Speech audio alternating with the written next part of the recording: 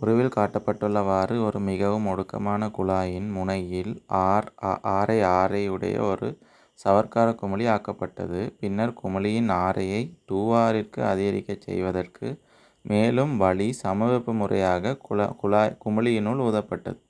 பின்வரும் கூற்றுகளை கருதுக. A. குமிழியினுள்ளே இருக்கும் அமுக்கம் அதிகரிக்கச் செய்யப்பட்டது. B. குமிழியின் மேற்பரப்பு அழுத்த சக்தி 4 மடங்காக அதிகரிக்கச் செய்யப்பட்டது.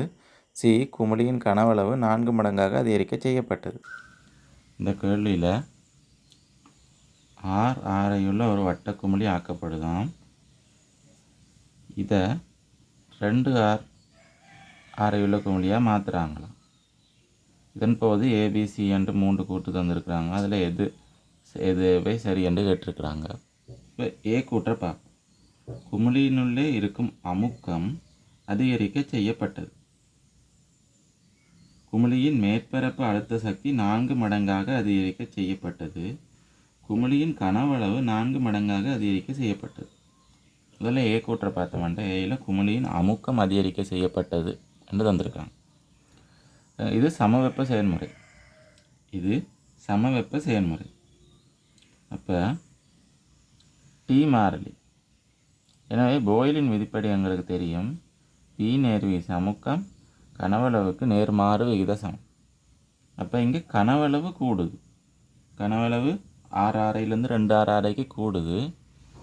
அப்போ அமுக்கம் கட்டாயம் குறையணும். எனவே அமுக்கம் அதிகரிக்க செய்யப்பட்ட என்ற கூற்று பிழை. குமிழியின் மேற்பரப்பு அழுத்த சக்தி 4 மடங்காக அதிகரிக்க செய்யப்பட்டது. மேற்பரப்பு அழுத்த சக்தி நேர்விகித சமன் மேற்பரப்பின் அளவு. மேற்பரப்பு அழுத்த சக்தி நேர்விகித சமன் மேற்பரப்பு அளவு. இப்போ மேற்பரப்பு அளவு எத்தனை மடங்காக அதிகரிக்க செய்யுது என்று பார்ப்போம். இதில் மேற்பரப்பு அளவு எவ்வளவு? 4πr வர்க்கம். 4πr வர்க்கம். இதில் மேற்பரப்பு அளவு 4π2Rன் வர்க்கம். இது சமன் 4 தர 4πr வர்க்கம். அப்போ இந்த இதர மேற்பரப்பளவை விட இதர மேற்பரப்பளவு 4 மடங்கால் அதிகரிக்க செய்யப்பட்டிருக்கு. அப்போ ரெண்டாவது கூற்று பி கூற்று சரி. 4 மடங்காக மேற்பரப்பு அதிகரிக்க செய்யப்பட்டிருக்கிறது. எனவே மேற்பரப்பு அழுத்த சக்தியை 4 மடங்காக அதிகரிக்க செய்யப்படும். அடுத்த மூன்றாவது சீல தந்திருக்காங்க. குமிழியின் கனவளவு 4 மடங்காக அதிகரிக்க செய்யப்பட்டது.